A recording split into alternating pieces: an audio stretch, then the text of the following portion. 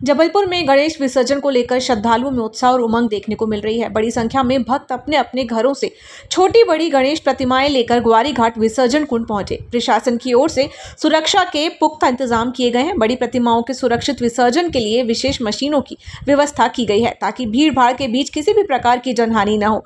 पूरे क्षेत्र में श्रद्धालुओं की भीड़ और धार्मिक माहौल बना हुआ है।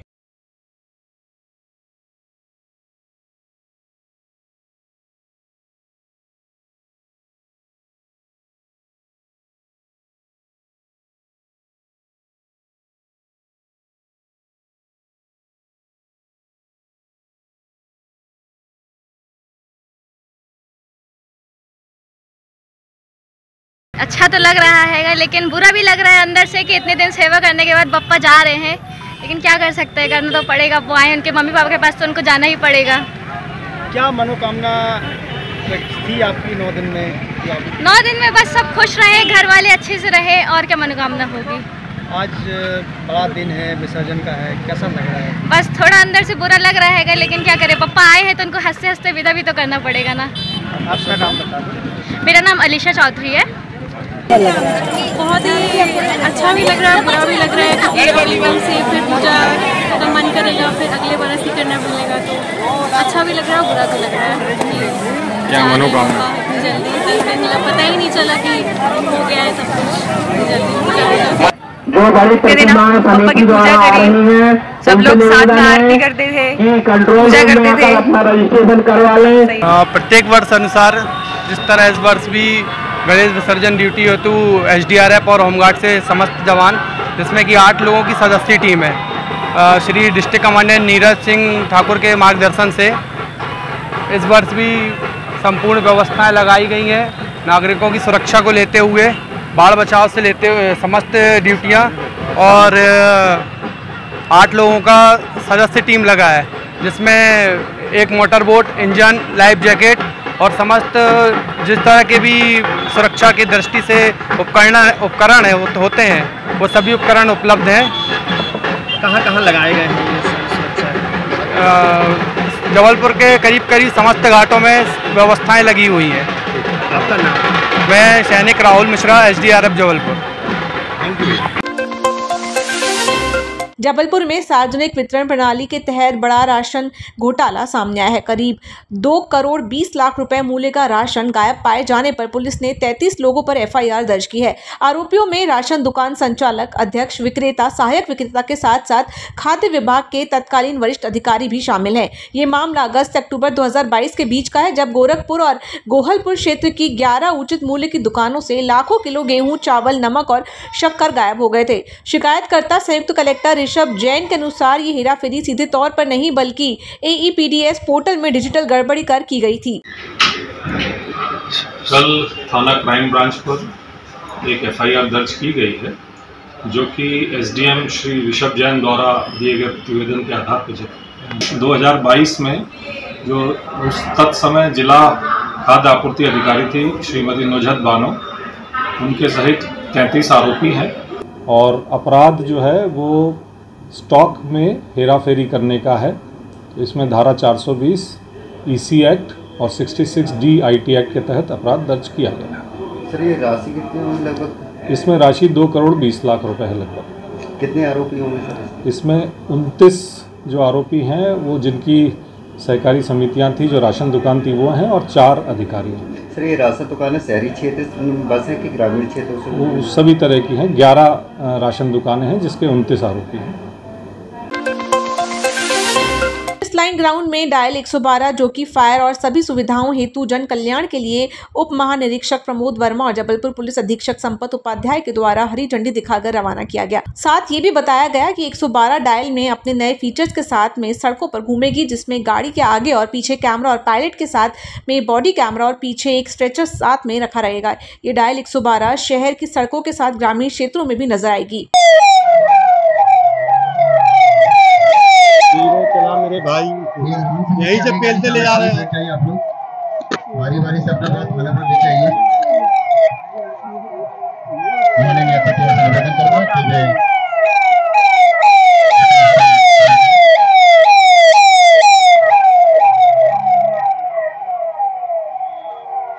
112 के अंतर्गत जबलपुर ज़िले को पहले 42 गाड़ियां उपलब्ध थीं, अब वो बढ़कर के 48 गाड़ियां इस जबलपुर ज़िले को मिली हैं।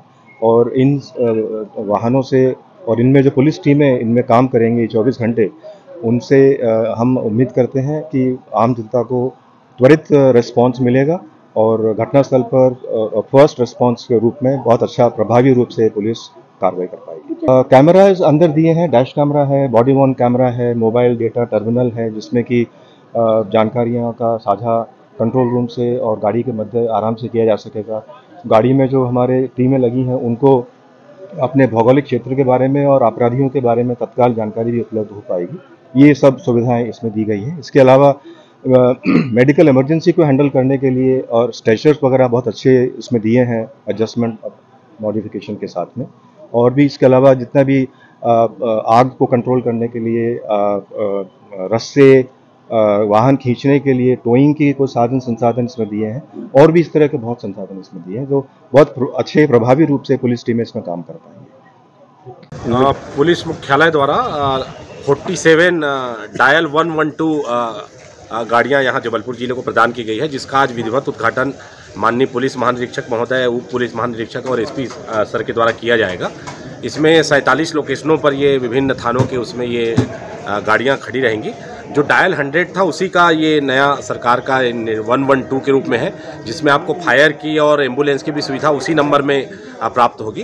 तो अब कोई भी पीड़ित व्यक्ति जब 112 डायल करेगा तो उसको जो मल्टी जो सेवाएं हैं उसको मिलेगी। आज उसका विधिवत उद्घाटन यहाँ होने जा रहा है और जल्द ही ये गाड़ियाँ अपने विभिन्न पॉइंटों में जाकर जो भी पीड़ित व्यक्ति कॉल करेगा उसकी तत्काल उसको न्याय प्रदान करने के लिए विद पुलिस बल के साथ ये गाड़ियाँ वहाँ पहुँचा करेंगी। सर, ये शहरी क्षेत्र के अलावा ग्रामीण क्षेत्रों में भी ये दोनों 47 जो गाड़ियां हैं शहरी और ग्रामीण दोनों क्षेत्रों के लिए हैं और शहरी क्षेत्र में 5 मिनट के भीतर और ग्रामीण क्षेत्रों में 20 से 25 मिनट के भीतर पहुंचने का इसमें लक्ष्य रखा गया है। और जल्द ही ये गाड़ियां अपने नोडल पॉइंटों पर पहुंचकर जो भी पीड़ित व्यक्ति कॉल करेगा उनको न्याय प्रदान करने के लिए अपने निर्धारित समय पर ये पहुँचना प्रारंभ करेगी। किस तरीके के नए फीचर इस गाड़ी में दिए गए हैं 100 नंबर की अपेक्षा?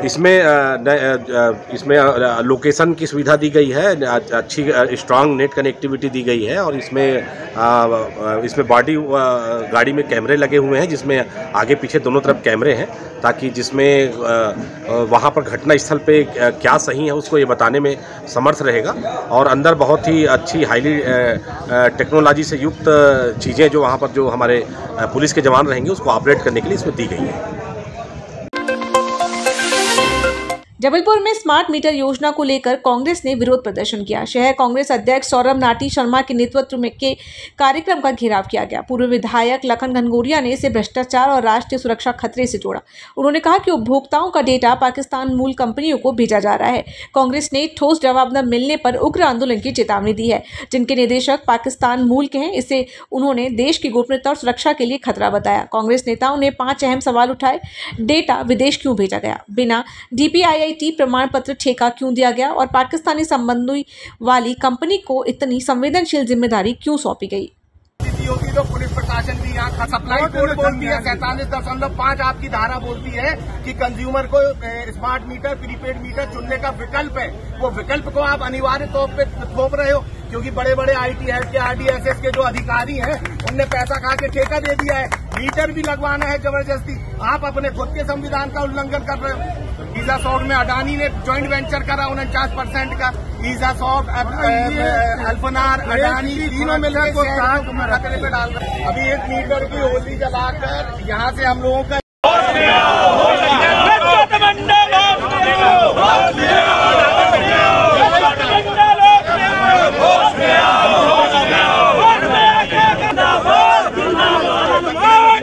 देखिए, इंडिया स्मार्ट ग्रिड फोरम लगातार इस बात की चिंता दर्ज कर रही है कि हिंदुस्तान में जहां कहीं भी ये स्मार्ट मीटर लगाए जा रहे हैं, जिस कंपनी के माध्यम से लगाए जा रहे हैं वह सऊदी अरब बेस्ड कंपनी है। उस सऊदी अरब बेस्ड कंपनी के जो मूल डायरेक्टर हैं, जो मूल बोर्ड ऑफ डायरेक्टर्स हैं, वे पाकिस्तानी मूल के, जिसकी सूची भी हमने आप लोगों के बीच सार्वजनिक करी और बिजली विभाग के अधिकारियों को भी दी। उस स्मार्ट मीटर में GPS सिस्टम लगता है।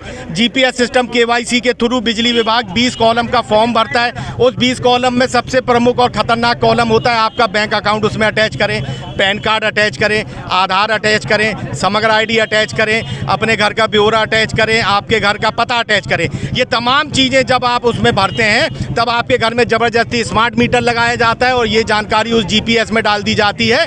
और उस जीपीएस का जो सिस्टम है वो सऊदी में बैठी अल्फानार कंपनी के पास है, जिसके मालिक पाकिस्तानी है। सीधे ये डाटा पाकिस्तान मूल के अधिकारियों की अल्फानार सऊदी बेस्ड कंपनी में जाता है। एक बहुत बड़ा खतरा हिंदुस्तान के लोगों पर डाला गया है। हम लोगों ने 5 प्रमुख सवाल आज इनसे पूछे हैं। पुनः पहला कि ये हमारे हिंदुस्तान के जो बिजली उपभोक्ता हैं उनका डाटा विदेश क्यों भेजा जा रहा है। दूसरा, RDSS project, IT head project, इनके जो बड़े बड़े अधिकारी हैं इनके बच्चे सऊदी अरब, टर्की, यूएई बेस इन्हीं कंपनियों में कार्यरत क्यों हैं। तीसरा, जिस कंपनी को आपने पूर्व क्षेत्र विद्युत वितरण कंपनी में काम करने का मौका दिया, जिसको मध्य क्षेत्र विद्युत वितरण कंपनी ने कार्य करने का मौका दिया, उसको पूर्व में पश्चिम क्षेत्र विद्युत वितरण कंपनी ने अमान्य क्यों करा। जो कागज की फॉर्मेलिटी वो पश्चिम क्षेत्र विद्युत वितरण कंपनी में पूरी नहीं कर पाया था, यहाँ पर सांठगांठ करके आरडीएसएस और आईटी हेड के जो अधिकारी उनने मिलके हमारे ऊपर ये खतरा डालने का काम करा। छोटी मोटी कंपनियों को एक्वायर करके ईजासॉफ्ट, जिसको मीटर डाटा मैनेजमेंट का काम मिला था, अल्फानार मीटर लगाएगी, ईजासॉफ्ट मॉनिटरिंग करेगी कि मीटर सही लगा कि नहीं, मीटर सही गणना दे रहा है कि नहीं। अल्फानार ने उठा के पेटी कॉन्ट्रैक्ट वो ईजासॉफ्ट को ही दे दिया, बिल्ली के हाथ में कटोरा थमा दिया।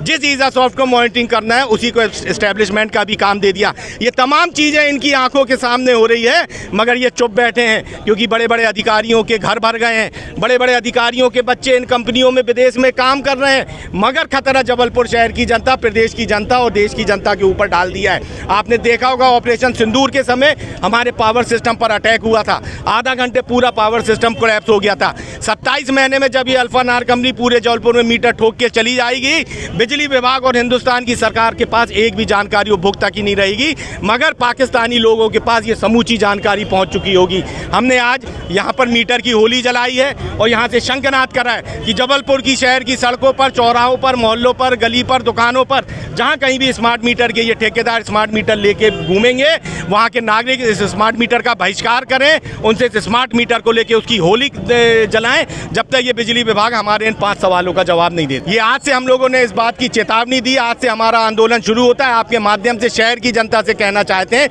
ये आपकी रक्षा, सुरक्षा, गोपनीयता से जुड़ा मुद्दा है, आप इसको बिल्कुल भी नहीं स्वीकारें। बता रहा हूँ, ये बड़े बड़े अधिकारियों के तार भोपाल से लेकर दिल्ली तक जुड़े हैं। जब ये भ्रष्टाचार दिल्ली से फेंका जाता है, इन्हीं जो माननीय अधिकारी हैं इन्हीं के माध्यम से भेजा जाता है। ये वह अधिकारी हैं जो भ्रष्टाचार करने में पारंगत हो चुके हैं। इनको पता है किस रास्ते से भ्रष्टाचार करा जा सकता है, अपनी जेब भरी जा सकती है और ऊपर वालों की भरी जा सकती है। इसके लिए सालों से उनको नहीं हटाया गया, उन पर जाँच नहीं हो रही, उनकी संपत्ति की जाँच नहीं हो रही। मैंने मांग करी है इनके बच्चों का ब्यौरा लिया जाए, इनके परिवार का ब्यौरा लिया जाए कि वर्तमान में ये कहाँ कार्य कर रहे हैं। इनकी चल अचल संपत्ति की जांच की जाए कि जितनी इनकी तनख्वाह है क्या उतनी ही इनकी संपत्ति है। आज तक कहीं नहीं हो रहा। ईओडब्ल्यू ने कहीं कार्रवाई नहीं करी, ईडी हर कहीं कार्रवाई करेगी लेकिन इनके ऊपर कार्रवाई नहीं करेगी। हम वही मांग करने आए हैं कि इनके ऊपर एक बार जांच हो जाए, पूरा सब कच्चा चिट्टा खुल के सामने आ जाएगा। इस शहर को कैसे लूटा गया, कैसे खतरे में डाला गया, ये सब निकल के सामने आ जाएगा अगर ईमानदारी से इनकी जाँच हो जाती है।